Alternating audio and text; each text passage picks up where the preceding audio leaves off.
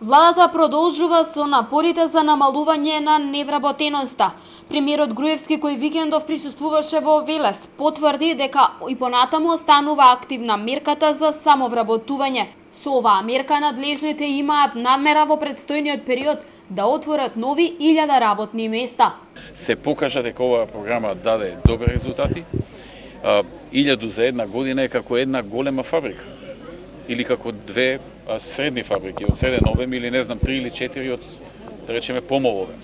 Така што во денешно време не е лесно за една година да се најдат 1000 вработувања за некого.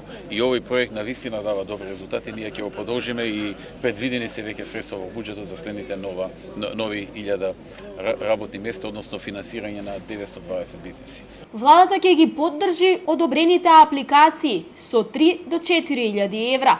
Станува збор за неповратен грант. Истиот треба да се искористи за започнување на собствен бизнис.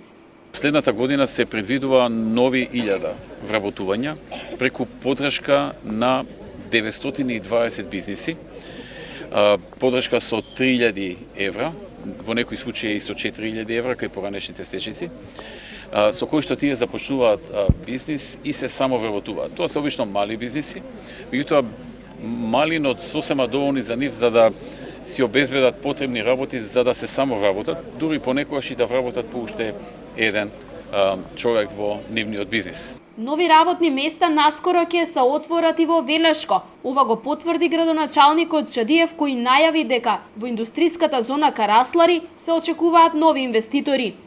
Не е само Макар, таму и други почнаа да градат, и ќе градат, така? Почнаа да уште 2 дозволи се.